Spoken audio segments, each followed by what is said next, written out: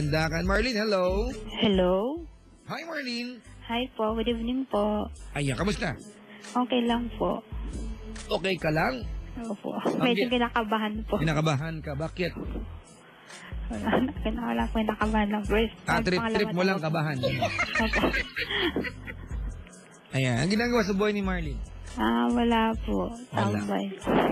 Tunga lang siya. Hi, Marlene! Po. May asawa na? Wala pa po. Naghahanap. Joke. Ano bang qualification mo? Baka makakita ko para sa'yo dito. Pwede ikaw na lang. Joke. Gusto mo uwi na kita mamaya? Ay, ganon? Oo, sige ba, Papa Jack? Sige, madaming labada sa bahay namin. Ay, ganon? Maglalaba tayong dalawa, sabay tayo, ha? Sige, pwede rin, Papa Jack. Hindi, biro lang ba? Joke lang, Papa Jack. Joke lang din. Kala mo totoo naman. Hindi naman. Chisera. Marlene. Po. Tumawag ka pa dahil meron kang... Nanghihingi sana ako ng advice. Okay, kwentuhan mo ako, dali. Kasi po, may nagkagusto po sa akin, balik textmate ko lang po iyon. Bigla po nagkagusto sa akin. Tinext po ako ng tinext. Tapos, yun po, tapos nag-reply po, natanong niya po kung ano, ninakabahan ako. Kung ano po, kung gusto ko raw siya, ganon. Hindi wala itsura niyan. Hindi pa po. Mga kaibigan, hindi po sinasabi natin na i-judge natin ang tao sa itsura, pero di ba, i-context lang naman. Kasi iba kasing connection pag di ba nakikita mo ng personal. Not because gusto mong i-judge sa physical na kaanyuhan, pero iba yung makikipag-textmate ka ba, no? Opo. Sa madaling sabi, sinagot mo. Hindi pa po. Kasi hindi ko po nakikita ng personal. Oo. Anong tanong mo sa akin? Yun nga po, kung paano ko sasabihin sa kanya na ayaw ko po sa kanya. Ano raw ba ang detalye niya? Ano yung mga tungkol sa kanya? Taga saan siya? Anong ginagawa sa buhay? Taga Olonga po. Olonga po? Opo. Amerikano ba siya? Hindi po, Pilipino po. Pilipino, Opo. Ayun po. Yun lang? Opo. At kung nag-iisip mong sagutin, yun lang alam mo? Pero. Ha? Ano ba yung tanong mo sa akin?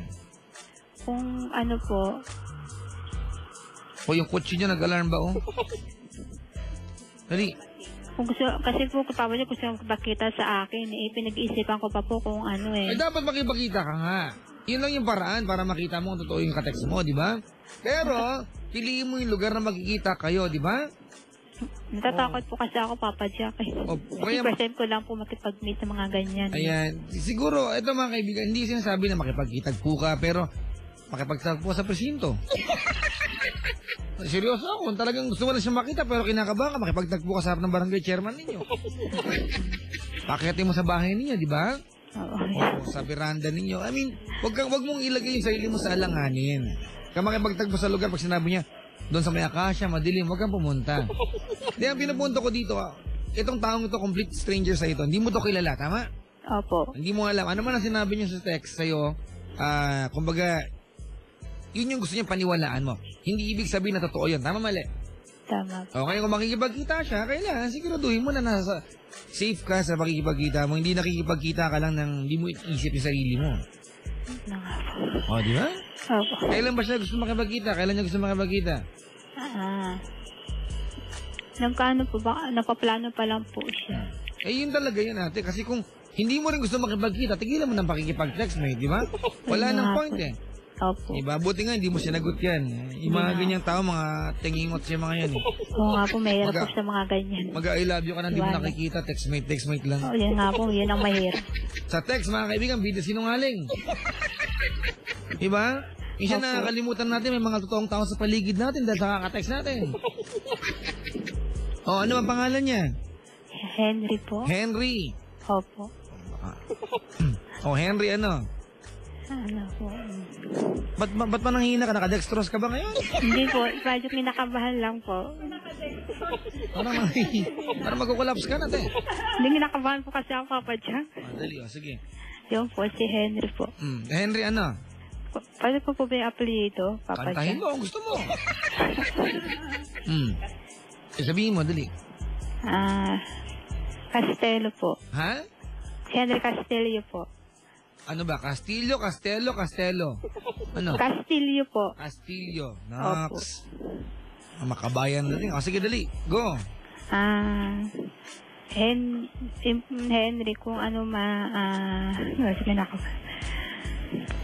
Henry, kung gusto mo magpakita sa akin,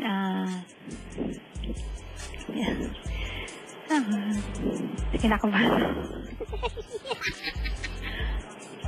Hindi na ako magpagpakita sa'yo, tigilan mo na ipag-text sa akin or pagtawa kasi hindi pa sa ako handa sa pangaganyan.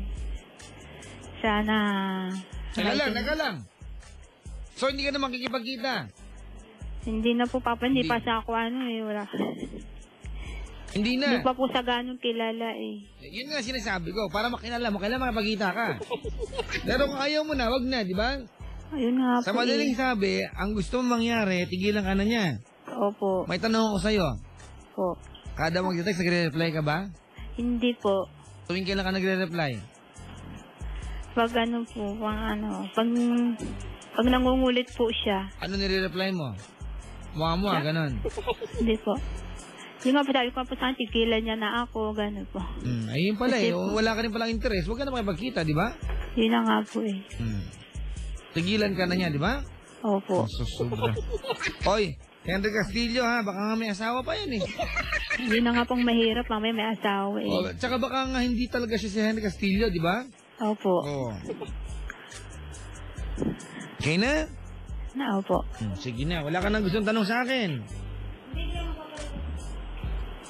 Di ba Po? rin alam dyan? Kinakabahan po kasi ako, Papa Jack. Wala kang tatanong? Wala. Yun lang po, mag-iisa lang ako. I love you, Papa Jack! Salamat sa pagtawag ha. Sige po, salamat po. Huwag mo na replyan yan para matapos. Ayaw mo rin pala makipagkita. Papa Jack! Oo, sobra.